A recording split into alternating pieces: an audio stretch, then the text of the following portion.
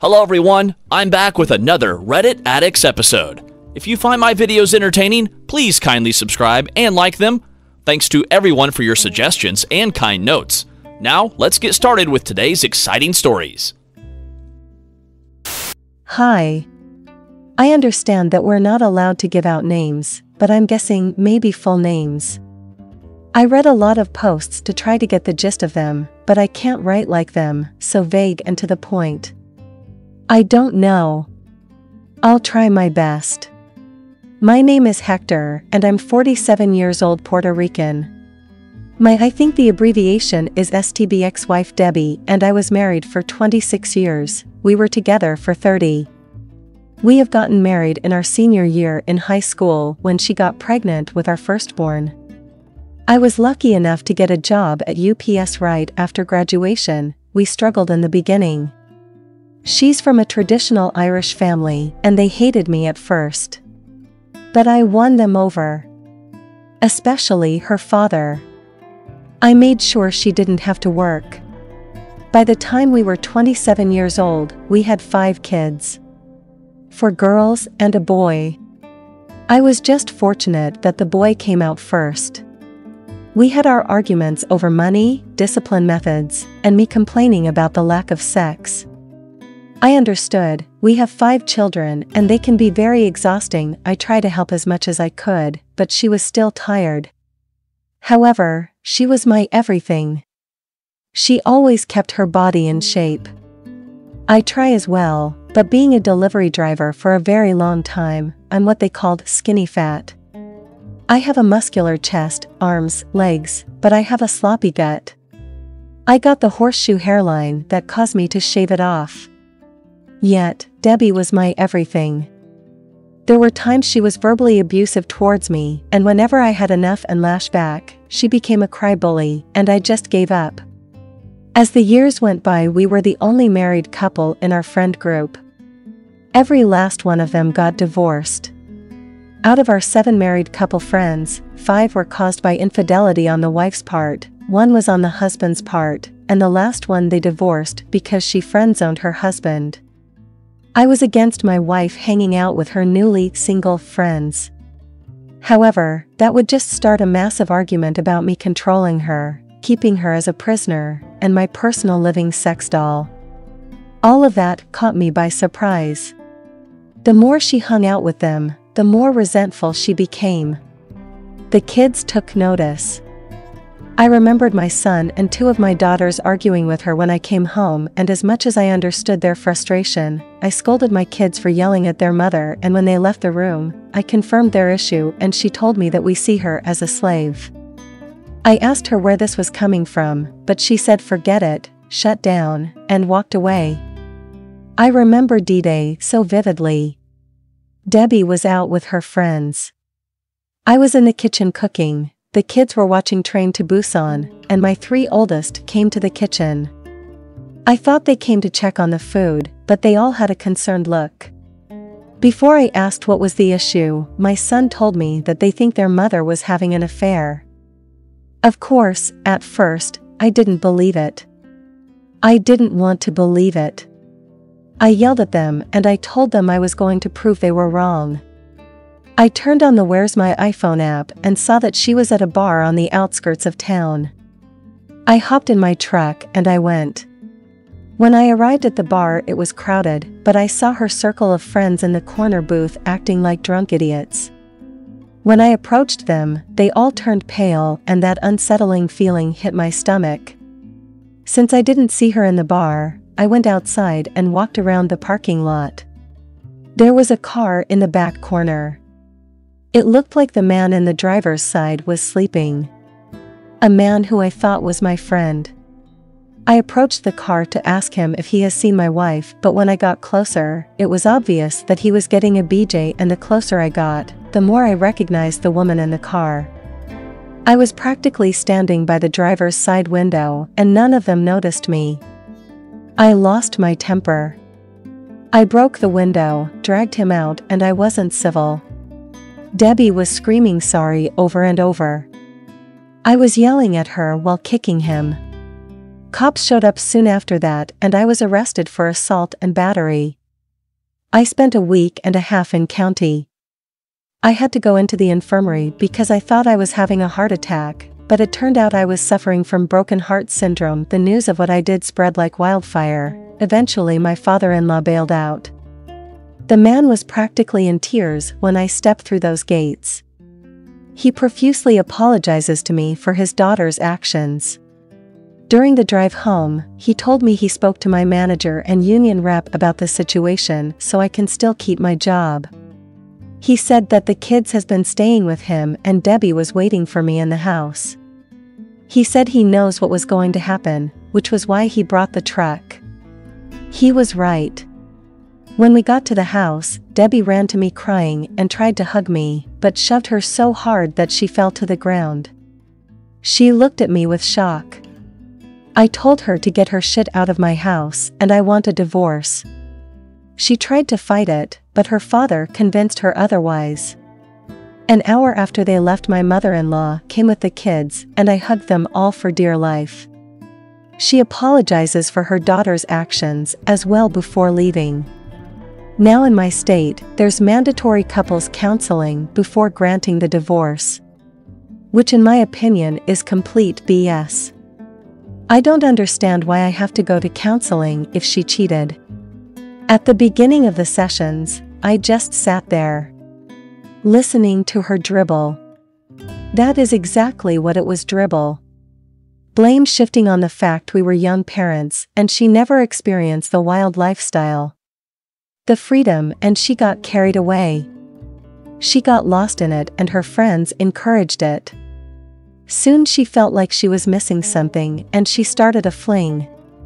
The counselor tried on a few times to make it my fault, telling me that I should have allowed her to spread her wings every once in a while and how I needed to see it from her point of view. I just looked at the woman and asked the counselor if she was smoking crack, because that was the dumbest thing that could have come out of her mouth. I asked Debbie how long she was cheating on me with him and she said 4 months and insisted that he was the only one. But it was a mistake and we could get past this because we have history. So I asked her more questions. Who initiated the sex, you or him? How many times did you go down on him? Did you swallow? Did he do you raw? Did he come in you? Did they fall asleep together? Through her stream of tears, she answered them honestly, and I was quiet for a long while. The counselor tried talking to me twice during this, and I raised my finger.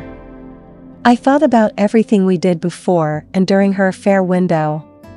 The laughter, the conversations, the sex. Everything, and there was no inkling of her being sad or angry. We were just being us. When I finally did speak, I brought up the times we had sex during that window. I called her a WH*. The counselor tried to correct me and I told her to shut up as I continued to call her every name in the book. Eventually, I told her she was tainted in my eyes. Again, the counselor and Debbie tried to convince me that our history and relationship can get past this mistake, and I didn't want to hear it anymore. It was like they didn't care about my feelings on the matter. It was just about forgiving her and what I can do to get over it and apologize to her for making her feel like a servant. So I walked out. This contested divorce has been a long uphill battle for the past 2 years. Debbie is still trying to make things right, still trying to get us back together. I don't know why, because our conversations are strictly about the kids, and when she tried to talk to me about something else I hang up on her. Family gatherings are consisted of me avoiding her or not showing up at all. Our oldest children refuse to talk to her. I tried to make them spend time with their mom, but they refuse, and I have chosen to respect that. My in-laws are at my house weekly, and I know they have been trying to make their daughter give me my divorce, but that has been a bust. My mother-in-law has been especially harsh on her, calling her a dumb brat, gossiping about her to her congregation. I had to ask her to stop because I didn't want the whole town to know our business. During the first year, my son and daughter created a Tinder account for me. I thought it was dumb. I'm a middle-aged man with 5 children who has a dad bod. Yet I have been on over a dozen very successful dates that have been a real confidence booster. Recently, I met someone during my court issue community service. Her name is Isabel, and she was our Habitat for Humanity supervisor. She's drop-dead gorgeous and won first place for a Vanessa Marcel lookalike contest at a soap opera convention she and her daughter attended. That's how we started talking. My daughters love watching General Hospital, and I sat with them. To me, this is one of the few times I get to spend with them. I introduced her to kids 6 months in, and they instantly took a shine to her. To make things really awkward, my son and her daughter appear to really like each other. However, Debbie is not letting go. She actually told our youngest 2 children that eventually, we will get back together. I had to tell her to stop telling them this. Her father is trying to make her go see a therapist, but I just want this over already.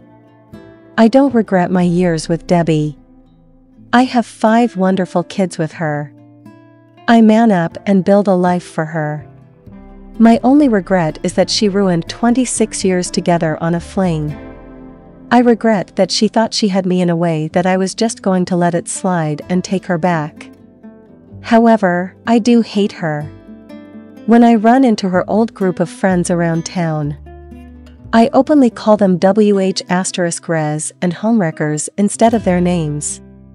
That love and respect that I had for her disappeared when I caught her in that car. She will always be the mother of my children and nothing else. I just hope that she can come to terms with that. Update. I hope this is where updates are placed. Apologies if it's not, and apologies if this sounds incoherent. I'm tired, sitting in the hospital on my 3rd can of Bang, waiting for my ex to be transferred into a mental hospital. My daughters are home, Isabel is sleeping beside me, and she hasn't left my side. My son has been with his mother after she left the surgery. His girlfriend/Isabel's daughter has been by his side as well. Last weekend was the start of this nightmare. The week prior was the lead up to my in-laws' 55th wedding anniversary, and they asked me to bring Isabel. Since we made it official, they have kindly asked me not to bring her to functions to avoid tension, and I obliged. This time they asked if she could come. For the past month, my ex has been a bit erratic. She had several physical altercations with her old friends. One of them got a broken nose, one had a busted lip, and the last one was shoved out of a Circle K. Each time the police were called, and considering how small our county was, they just took her to her parents' house. I tried telling my in-laws that she should be taken to the hospital for evaluation. It even blew up into a shouting match, but in the end, I concede. I should have fought harder. On Saturday, we all showed up at my in-laws' anniversary party, and to me, Debbie appeared off. I pulled her to the side, and it was the first time I had actually spoken to her. I asked her if she was all right, and she faked a smile, trying to tell me that she was okay, but I called her out on it and she cried a little. She told me how sorry she was. She told me that she couldn't understand why she didn't tell her old friends to back off, or why she gave in to the peer pressure. She told me that she destroyed our family, and seeing how I am with Isabel only made her miss me more and wished she appreciated what she had. When she said that, I felt fear in the pit of my stomach, or maybe it was anxiety. I should have kept asking if she was all right, but I was blindsided when Debbie formally apologized to Isabel for her actions and asked her to keep me happy because I'm a good man who deserves a good woman. During the party, Debbie went to each of our kids, and I can see them making peace with her. I don't know what was said, but they hugged and kissed her. They were talking and laughing, even posed for a few pictures. Isabel and I were having a great time, and for once, I thought about having cordial conversations with Debbie. It was 3 a.m. when I got the call. My sister-in-law was screaming in a panic, I could hear my mother-in-law crying, and then I heard my brother-in-law trying to calmly tell me that Debbie tried to end her life and they were on their way to the hospital. I rushed out of the house in my PJs, Isabel and my daughters didn't need to ask what happened. My side of the conversation painted the picture and my daughters were severely distraught. Debbie slit her wrists and would have bled out if it hadn't been for her bother needing to use the bathroom in the middle of the night. When I arrived at the hospital, my in-laws were not well. She lost a lot of blood and was in surgery to repair the arteries. I should have called my kids, but my mind was occupied. It took me to see my son casually walking towards me to ask me why I was in the hospital when reality hit me and I struggled not to cry as I told him what happened and he ran towards the OR. I called the rest of my kids, and they already knew. My youngest called them and they were almost at the hospital. She was in surgery for 6 hours. My father-in-law and I donated our blood for her since the hospital was short on her blood type. My son couldn't be a part of the operation, but he observed the surgery. All of my daughters were not doing well. My eldest daughter especially, all she kept talking about was the could've, should've, would've, and I told her to just focus on the now and not the past. My younger 3 daughters were pacing around and when my son left the OR he told us that she was going to be fine and when I hugged him, he collapsed into my arms, crying. I wanted to cry as well, but I had to be strong for them. Late Sunday, my mother-in-law found the suicide notes. She wrote one for each of the kids and a thick one for me. In my envelope were the signed divorce papers and an 8-page letter of apology. The letter just reinforced that she was never unhappy about our marriage. She just gave in to the peer pressure and how she called it brainwashed that she was a servant by her so-called friends. She stated that she was so sorry for how she treated me, the kids, and for having that affair. I'm paraphrasing it, thought. When Debbie woke up, at first she refused to talk, she would just stare out the window. For 2 days it was like that and it was around that time I asked about how to update. I needed a distraction. Then she slowly began acknowledging everyone, but she was distant. Almost as if she was disappointed that she was still alive. As the days passed, she didn't get better, although she was more conversational. Debbie asked to speak to Isabel alone.